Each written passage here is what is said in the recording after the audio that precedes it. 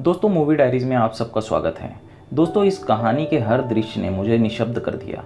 हर दृश्य भीतर एक दर्द और बेचैनी पैदा करता है जो समझ पाना मेरे लिए काफ़ी मुश्किल था कि आखिर ऐसा क्यों हो रहा है। कई दृश्य देखकर मैं अपने आंसुओं को बहने से भी नहीं रोक पाया। शायद हर कोई इस कहानी से गहरे तल पर ना जुड़ पाए, लेकिन मैं उम्मीद करता हूँ कि आज की कहानी आपको ज़रूर पसंद आएगी।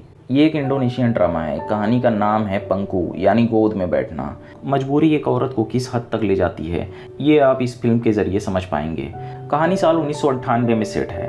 उस वक्त देश में एक बहुत बड़ा इकोनॉमिक क्राइसिस आया। लोगों का हंसता खेलता जीवन बेहाल हो गया। इन्हीं सभी मुश्किलों के बीच हमारी कहानी शुरू होती है। रात के अंधेरे में सड़क से हम एक तेज रफ्तार ट्रक को गुजरते हुए देखते हैं। ट्रक में ड्राइवर की बगल वाली सीट पर एक महिला बैठी है। दोनों में कोई बातचीत नहीं होती। उस शख्स ने अपनी जेब से एक परफ्यूम की शीशी निकाली और अपनी गर्दन पर रगड़ने लगा। उसके ऐसा करने के पीछे की वजह हम समझ नहीं पाते हैं। शायद वो बगल में बैठी महिला को इम्प्रेस करने की कोशिश कर रहा हो, या बात कुछ और थी। उसने ट्रक एक जगह सड़क के किनारे रोक दी। शायद से ट्रक में कोई खराबी आ गई थी। वहाँ वो ड्राइवर अपने मालिक से मिला। महिला के बारे में पूछने पर उस ट्रक ड्राइवर ने बताया कि इस महिला ने रास्ते में उससे लिफ्ट मांगी थी, इसलिए उसने उसे अपने साथ बिठा लिया। यहाँ तक कि उसे ये भी नहीं पता कि इस महिला को जाना कहाँ है। बस इतना ही पता है कि इसे काम की तलाश है। मालिक ने कहा कि इस वक्त काम की तलाश, ये बात काफ़ी अजीब मालूम पड़ती है। एक काम करो, इसे यहीं उतार दो। यहाँ दोनों आपस में बातें करने लगे कि इसे यहीं छोड़ देते हैं, क्योंकि ऐसी महिलाओं को साथ ले जाना ठीक नहीं। हम देखते हैं वो महिला उनकी सभी बातों को ध्यान से सुन रही थी और सोचने लगी कि इन्होंने उसे यहीं उतार दिया तो आखिर वो इतनी रात कहाँ जाएगी। तभी ड्राइवर ने उसे उसका बैग थमा दिया और सड़क की दूसरी तरफ इशारा कर बताया कि उस बस्ती में चली जाओ, कोई ना कोई काम जरूर मिल जाएगा। और दोनों शख्स ट्रक लेकर वहाँ से चले गए। यहाँ हमें कुछ भी पता नहीं चल पाता कि आखिर ये महिला है कौन और कहाँ से आ रही है। बस इतना ही पता चल पाता है कि इस महिला का नाम सार्तिका है। वो धीरे धीरे उस बस्ती की तरफ आगे बढ़ने लगी। रात अंधेरी थी और एक अनजान जगह। हर कदम के साथ उसका डर और गहरा होता जाता। यहाँ हम देखते हैं कि सार्तिका प्रेग्नेंट है, जिस वजह से इस महिला को जानने में हमारी जिज्ञासा और गहरी होती जाती है। इस खामोश और डरे हुए चेहरे के पीछे कई दर्द छिपे हुए थे। वहाँ सड़क के दोनों तरफ काफ़ी चकाचौंध दिखाई देता है। काफ़ी महिलाएं बार के बाहर बैठी थीं, जिसमें से कुछ बार डांसर और कुछ वेश्याएं थीं। तभी वो एक शॉप के बाहर आकर रुक गई। थकान की वजह से वो वहीं बैठ गई। वहाँ उसने उस बूढ़ी महिला से कॉफ़ी मांगा। एक लंबे सफ़र के बाद वो काफ़ी थक चुकी थी। उस महिला ने उसे कॉफ़ी और कुछ खाने को ला कर दिया। वहाँ एक शख्स भी कॉफ़ी पीने के लिए बैठा था। पीने के बाद वो शख्स उठकर वहाँ से जाने लगा। उसने कहा कि अब वो यहाँ तभी आएगा जब उसे लैब सेशन और मसाज मिलेगा। यहाँ हमें पता चलता है कि कॉफ़ी लैब वेट्रेस एक ऐसा काम होता है जहाँ पुरुष कॉफ़ी पी रहा होता है तो महिला उसकी गोद में बैठ उसे हाथों से मसाज देती है। कई छोटे इलाकों में ऐसी व्यवस्था होती है। अक्सर ये कस्टमर्स को अट्रैक्ट करने के लिए किया जाता है। यहाँ कोई ऐसी वेट्रेस नहीं, इसलिए उस बूढ़ी महिला की दुकान पर कोई शख्स नहीं आता। अब भला इस बूढ़ी महिला से कौन मसाज ले। उस बूढ़ी महिला ने उस शख्स से कहा कि अगर वो चाहे तो उसकी गोद में बैठ उसे मसाज दे सकती है, लेकिन वो शख्स वहाँ से चला गया। उस बूढ़ी महिला का नाम माया है। रात ज़्यादा हो गई थी। अब वो अपनी दुकान बंद कर अपने घर जाने लगी, लेकिन सार्तिका थकान की वजह से वहीं सो गई थी। माया ने उसे नींद से उठाया और यहाँ से जाने को कहा, क्योंकि उसे भी घर जाना है। लेकिन सार्तिका को समझ नहीं आता कि आखिर वो इतनी रात को जाए कहाँ। इस अनजान जगह वो किसी को जानती भी नहीं। उसने माया से बताया कि वो काम की तलाश में है और वो किसी भी तरह का काम कर सकती है, लेकिन माया को नहीं लगता कि इस हालत में वो कोई भी काम कर पाएगी। वो माया के साथ उसके घर जाने लगी। रास्ते में माया की पहचान की एक महिला भी मिली जो बार के बाहर कुछ बेच रही थी। माया ने सार्तिका से उस महिला की पहचान करवाई। माया का घर ज़्यादा बड़ा नहीं होगा, सिर्फ 2 ही लोग रहते हैं, माया और उसका बूढ़ा पति। उसने पति को बिस्तर से उठकर नीचे सोने को कहा, क्योंकि अब से सार्तिका यहीं रहेगी। उसके पति को देख वो थोड़ा असहज महसूस करने लगी। इस पर उसने सार्तिका को यकीन दिलाया कि उसे इस बूढ़े शख्स से कोई खतरा नहीं। ये सुन उसके मन का डर भी दूर हो गया। सुबह माया के पूछने पर उसने बताया कि वो दूर एक गांव से आ रही है। घर में सिर्फ माँ है और पिता गुजर चुके, लेकिन और किसी बात का जिक्र नहीं किया। लेकिन यहाँ एक बात साफ हो जाती है कि वो किसी शख्स के प्रेम में थी जिसने उसे अपनाने से इनकार कर दिया। अब वो घर के काम काज भी करने लगी। उसने माया से काम के बारे में पूछा ताकि वो अपना खर्च चला सके, लेकिन यहाँ पता चला कि आसपास की सभी फैक्ट्री इकोनॉमिक क्राइसिस की वजह से बंद हो गई हैं। माया का बूढ़ा पति भी प्लास्टिक फैक्ट्री में काम करता था, जो कि अब बंद हो चुकी है। अब वो राइस फील्ड में काम करता है। सार्तिका ने सोचा कुछ दिनों के लिए वो यही काम कर लेगी। कुछ दिनों बाद उसने एक बच्चे को जन्म दिया। उसके कुछ दिन बाद हम उसे खेतों में काम करते हुए देखते हैं। साथ वो अपने बच्चे को भी ले जाती, क्योंकि कोई उसे देखने वाला नहीं होता। शाम उसे मजदूरी के पैसे मिल जाते हैं। बच्चा और काम, ये सब एक साथ काफ़ी मुश्किल हो जाता। उसने सोच लिया कि अब से वो खेतों में काम नहीं करेगी और दूसरे दिन वो माया के शॉप पर चली गई। उसने लैब वेट्रेस वाले काम को चुन लिया। वो इस काम को नहीं करना चाहती, लेकिन मजबूर है। सार्तिका खूबसूरत भी है, जिससे अट्रैक्ट होकर काफ़ी पुरुष यहाँ चले आएंगे। और यहाँ माया उसके बच्चे को भी संभाल लेगी। उसने सार्तिका का मेकअप कर उसे अच्छी तरह से तैयार किया ताकि उससे आकर्षित होकर कस्टमर उसकी दुकान पर चले आए। मेकअप करते वक्त सार्तिका की आंखों से झरझर आंसू बहने लगे, जो कि उसके भीतर की पीड़ा को व्यक्त करता है। मेकअप के सामान और कपड़े देख पता चलता है कि यहाँ पहले कुछ लड़कियां काम किया करती थी, जिससे माया की भी थोड़ी आमदनी हो जाती है। आज शाम ही वहाँ एक शख्स आया। कॉफी लेकर उसने सार्तिका को गोद में बैठने का इशारा किया। पहले तो उसे ये सब थोड़ा अजीब सा लगा, लेकिन उसने उसी वक्त अपने हालातों से समझौता कर लिया। हम देखते हैं इसी तरह वहाँ दिन बीतने लगे। अब उसकी दुकान पर काफ़ी कस्टमर्स भी आने लगे और उसने सभी को हैंडल करना भी सीख लिया था। माया भी दिन भर उसके बेटे के साथ उसी दुकान पर रहती। अगले दृश्य में हम एक शख्स को देखते हैं। उसका नाम हादी है और उसका दोस्त जिलांग। दोनों फिश मंडी से फिश उठाते और ट्रक में उसे लोड कर मार्केट तक पहुंचाते। एक शाम मार्केट से लौटते वक्त रात हो गई। दोनों उसी दुकान पर कॉफ़ी पीने रुक गए। वहाँ हादी की नज़र सार्तिका पर पड़ी और उसे देखता ही रह गया। उस मासूम से दिखने वाले चेहरे पर उसकी नज़र एकदम से आकर रुक गई। जिलांग ने उसे अपनी गोद में बैठने को कहा। ये देख हादी थोड़ी दूर चला गया, क्योंकि उसे देख सार्तिका थोड़ा असहज महसूस कर रही थी। तभी उसका बेटा बायू बाहर आ गया और सार्तिका उसे लेकर अंदर चली गई। रात सभी वहाँ से चले गए, लेकिन हादी और जिलांग अब भी वहीं पर है। हादी बाहर खड़ा था, तभी उसकी नज़र खिड़की पर पड़ी। सार्तिका उसे ही देख रही थी। थोड़ी देर तक दोनों एक दूसरे की तरफ देखते रहे। हादी ने जिलांग को कुछ बची हुई मछलियां लाकर माया को देने के लिए कहा। माया ने उन मछलियों को लेने से इनकार कर दिया, क्योंकि उसके पास इसे खरीदने के पैसे नहीं। लेकिन जिलांग ने बताया कि ये मुफ्त में है। ये जान वो काफ़ी खुश हो गई। सुबह माया और सार्तिका उस शख्स के बारे में बात करने लगे। एक छोटी सी मुलाकात और शायद अब सार्तिका उसे पसंद करने लगी थी। माया ने बताया उसके हाथों में कोई वेडिंग रिंग भी नहीं थी, यानी वो शादीशुदा भी नहीं मालूम पड़ता। लेकिन सार्तिका ने अपनी तरफ से कोई प्रतिक्रिया नहीं दी। यहाँ हमें पता चलता है कि रात वो देर तक काम करती है ताकि बायू को स्कूल पढ़ने भेज सके। शायद से स्कूल भेजने के लिए अब तक वो पैसे इकट्ठा नहीं कर पाई थी। अब हर रात वो हादी के इंतजार में रहती, लेकिन कुछ दिनों से वो आया नहीं। एक दिन हम देखते हैं सांझ होने से पहले ही वो दुकान पर आ गया, लेकिन आज उनके साथ एक और लड़का आया था। उसका नाम यूना है। आज सार्तिका पहली बार हादी के करीब जाकर बैठी, लेकिन कोई बातचीत नहीं हुई। हादी उसके चेहरे की तरफ देखता रहा। सार्तिका उठ वहां से अंदर चली गई। शाम जब वो बाहर आई तब भी हादी वहीं बैठा था। वहां दोनों के बीच बातें शुरू हो गई। आज उसने फिर से उसे मछलियां ला कर दिया। शायद अब वो भी सार्तिका को पसंद करने लगा था। यहाँ दोनों को एक दूसरे का पास जानने में कोई रुचि नहीं। पहली मुलाकात में दोनों एक दूसरे के हो बैठे। दूसरे दिन हम देखते हैं बायू स्कूल जाने के लिए तैयार होने लगा, क्योंकि आज सार्तिका उसका एडमिशन करवाने जा रही है। लेकिन वहां पहुंचने के बाद पता चला कि बिना पिता के नाम के उसे एडमिशन नहीं मिल सकता। घर आकर उसने माया से सारी बात बताई, यहाँ तक कि उसके पास कोई डॉक्यूमेंट प्रूफ भी नहीं। बायू, जिसके मन में अब तक पिता का ख्याल भी नहीं आता था, वो भी आज सोच में पड़ गया कि आखिर उसके पिता कहाँ हैं। यूना ने उसे बताया कि शायद से हादी ही उसका असली पिता है। अब उसे भी लगने लगा कि शायद ये शख्स ठीक है, वरना इस तरह से कोई शख्स रोज मुफ्त में मछलियां क्यों ला कर देगा। हादी को लेकर उसका मन सवालों से भर गया।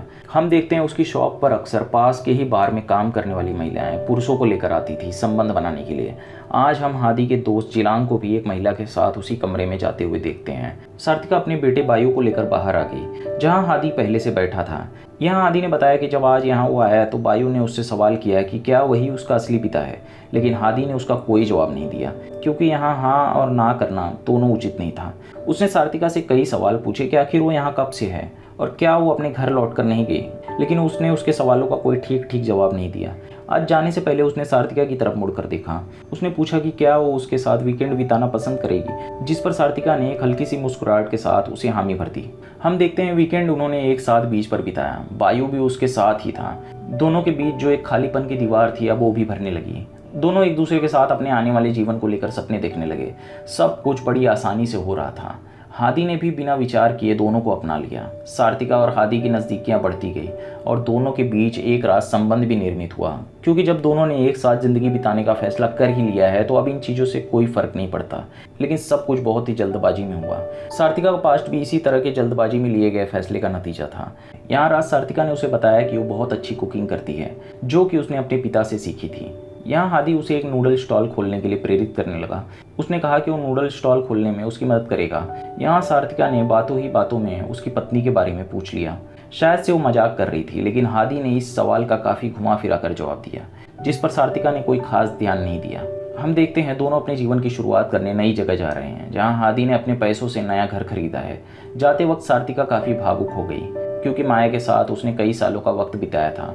अब वो उस परिवार का हिस्सा बन चुकी थी। माया और उसका बूढ़ा पति उसके जाने से पूरी तरह टूट गए, क्योंकि उनकी कोई औलाद नहीं। जब सार्तिका यहाँ रहने आई थी और उसने एक बच्चे को जन्म दिया तो उन्हें लगा जैसे उनका कोई खोया हुआ परिवार वापस मिल गया हो। माया अपने आंसुओं को छिपाने के लिए अंदर चली गई, पर बूढ़ा पति उन्हें जाते हुए देखता रहा, मानो जैसे वो अपनी बेटी और पोते को दूर जाते हुए देख रहा हो। हम देखते हैं नया घर ज़्यादा बड़ा नहीं था, लेकिन सार्तिका के परिवार के लिए पर्याप्त था। उन्होंने घर का एक एक कोना अपने हाथों से सजाया। सार्तिका एक खुशहाल जीवन जी रही थी, जिसकी कल्पना उसने सपने में भी नहीं की थी। हादी ने पैसे देकर उनके जाली दस्तावेज भी बनवा लिए और बायु को पिता का नाम भी मिल गया, जिससे उसका स्कूल में एडमिशन हो गया। जब सार्तिका ने उसे पहली बार क्लासरूम में बैठे देखा तो एक अलग ही तरह की खुशी महसूस हुई। लेकिन इस कहानी ने एक अजीब मोड़ ले लिया। हम देखते हैं एक शाम हादी रोज की तरह काम के लिए अपनी गाड़ी लेकर निकला, लेकिन ये शाम हर शाम से बिल्कुल अलग थी। सार्तिका ने उसे जाते हुए देखा तो भीतर एक अजीब सी कसक उठी। हम देखते हैं कई दिन बीत गए, लेकिन वो वापस घर लौट कर नहीं आया। अब सार्तिका परेशान रहने लगी। एक दिन वो माया से मिलने उसके शॉप पर गई। यहाँ पता चला कि सार्तिका प्रेग्नेंट है। यहाँ माया ने उसे समझाया कि शायद से वो किसी काम में फंस गया हो, जल्द ही लौट आएगा। लेकिन सार्तिका को कुछ ठीक नहीं लग रहा। उसके साथी जिलांग का भी कोई पता नहीं। आखिरी बार वो शॉप पर हादी के साथ ही आया था। माया ने बताया कि जब से वो गई है ये शॉप पूरी तरह से वीरान हो गया है।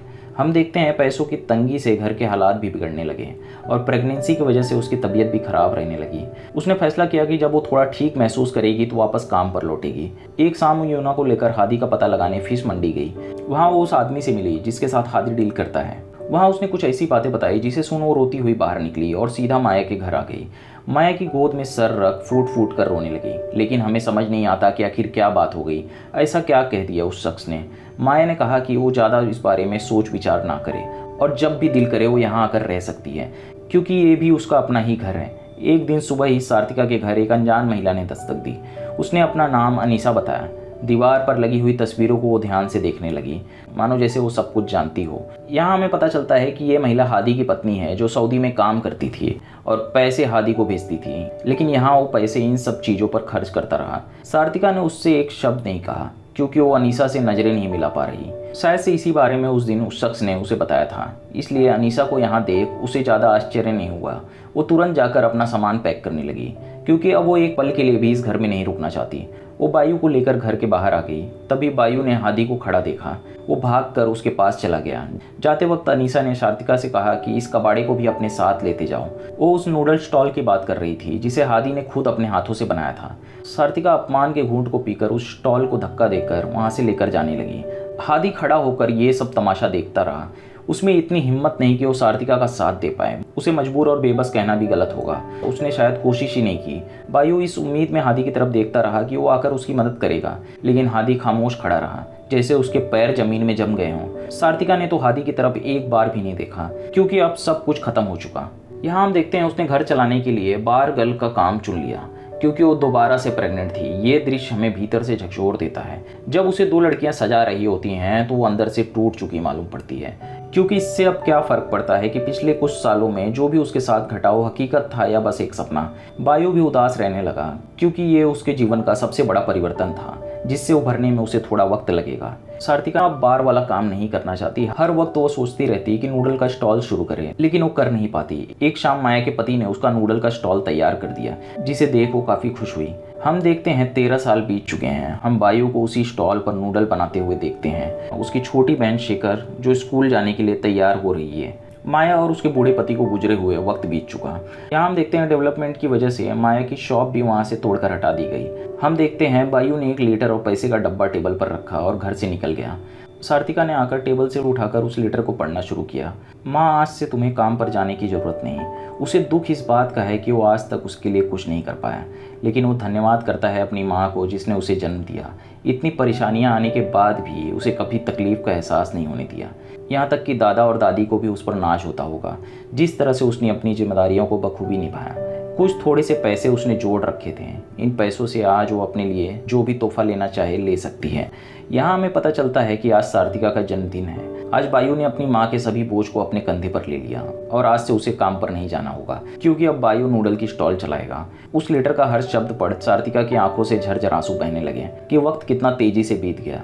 बायु कितना बड़ा और समझदार हो गया है। कहानी इसी भावुक दृश्य के साथ खत्म हो गई। दोस्तों आज की हमारी वीडियो दुनिया की हर उस सिंगल मदर को डेडिकेटेड है जिसका मुकाबला इस दुनिया में कोई नहीं कर सकता। खासकर उन सिंगल मदर्स को जो अपनी खुशियाँ, अपने सपने और अपना सब कुछ सिर्फ अपने बच्चे के लिए सेक्रीफाइस कर देती हैं। बायू ने बचपन से लेकर जवानी तक अपनी माँ के हर एक स्ट्रगल को करीब से देखा था। वो देर रात तक काम करती थी सिर्फ इसलिए ताकि बायू को एक अच्छी ज़िंदगी और बेहतर फ्यूचर मिल सके। दोस्तों अगर कहानी पसंद आई हो तो वीडियो को लाइक, शेयर और चैनल को सब्सक्राइब जरूर कर दीजिए। दोस्तों अगर मेरा काम आपको पसंद आता है कि वीडियो को हाइप जरूर कर दीजिए। मिलते हैं अगले वीडियो में एक नए एक्सप्लेनेशन के साथ।